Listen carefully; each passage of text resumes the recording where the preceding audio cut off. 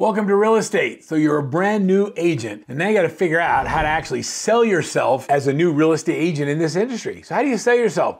Well, that's a great question so many people ask. What I'd like to do is I'd like to give you the top 10 things you need to know in order to be able to sell yourself so you can get paid as a buyer's agent in this industry. And when I'm done, I'm going to give you access not only to my top 10 list, but also to the buyer agent mastery training that we use to train and develop our high-performing buyer's agents on teams. So you ready?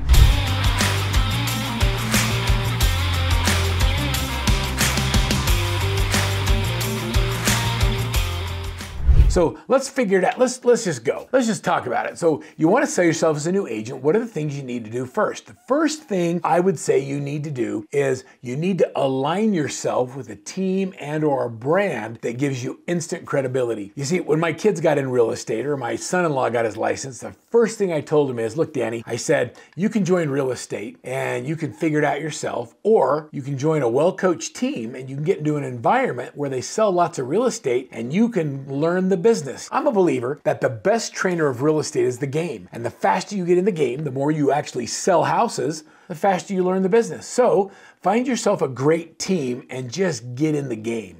Okay, number two, put yourself in a situation where you can sell lots of houses and do lots of transactions. Now you're actually playing. You know, instead of just talking about how you're going to sell houses, start doing it. And then number three, you need to learn to communicate with the skills of an expert. Your job as a real estate agent is to really be excellent at the business. So you have to do things and you have to take additional training and you have to understand how to differentiate yourself from everybody else who's new. You know, getting additional training and certifications through your brokerage, through your team, go through buyer agent mastery, go through the accredited buyer representative through NAR, or, you know, practice scripts and dialogues. What I like to do is I like to have my agents set themselves on auto hot sheets to know the market, to pretend they're moving into an area with their family with kids of different ages and ask the questions about the schools, the sporting programs, the access to resources and entertainment. And then as you are answering those questions as if you're moving into the area, you begin to get smarter and keep a database of all that knowledge. So after you've done those three things,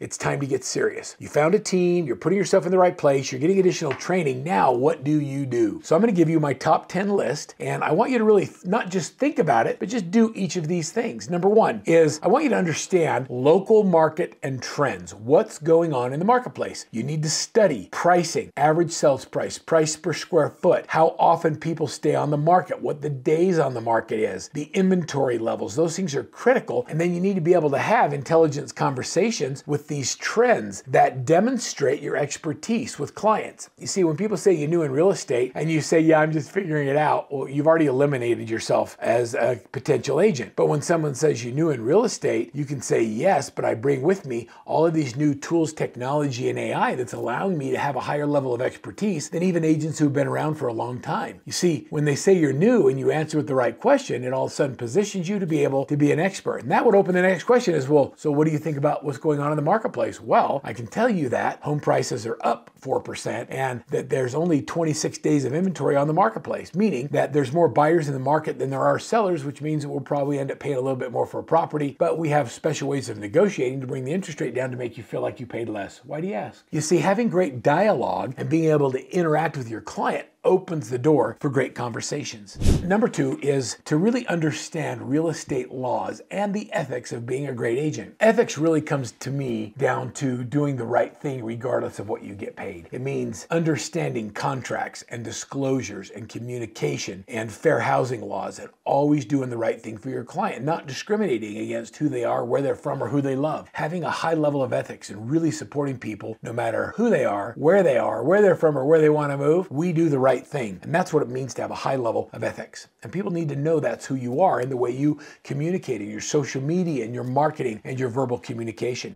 Number three is we have to become experts in financing options. With high inflation, high interest rates, downward pressure on commissions, limited inventory, all of these things create a perfect storm that makes it difficult for this penned up group of buyers that want to buy houses. If you don't know the difference between a 2-1 buy down and being able to just do a simple interest rate buy down or just negotiate the price and what that impact is on the buyer, then you're not serving your client well. So understand the financing options and put yourself in the scenario as if you're going to buy the home, and then run the different scenarios so you understand it, so you can communicate in a way that they understand. It's not okay anymore to just say, I have a really good lender that'll help you with that. As an agent, if you want to be taken seriously, you have to know the business, and that includes the financial aspects of the business as well. The technology and tools that enhance us in real estate, our MLSs have gone so far with technology, but I would say that the vast majority of realtors do the minimum they need to know in order to be able to get on the MLS and search for property. They don't understand the AI tools, the virtual software, the follow-up resources, and the special types of searches that can be done for special niches in real estate. Become a power user of your MLS and the technology available to you as a real estate agent. Number 5 is learning how to value properties. When I talk to people that are extremely successful, when we coach the high performers and you talk to the listing partners and you talk to the buyer's agents who really do a lot of transactions, almost all of them will tell you that one of their secret sauces or their unfair competitive advantage is that they understand how to evaluate property, how to come up with a property that's going to appraise, how to not make their buyers overpay, and how to make their sellers not overlist, so that we can find the right balance of where the market is and maximizing the opportunity for the buyer or seller. So I'm going to encourage you to become an expert in pricing. And the way that you do that is to take appraisal classes and go through the process of learning how to appraise a property, understand home inspections and things that devalue property. Look at all of the market, put yourself on auto hot sheets and look at what's priced and what's listed and also what's sold and what the difference is between the houses that are selling and the ones that are not selling. And as you start doing the research in the market and you start becoming an expert on it, when real estate comes up, you'll begin to have intelligent conversations and people won't question how long you've been doing this, because the answer is you can do real estate for a short period of time with a high level of knowledge and position yourself as a true expert.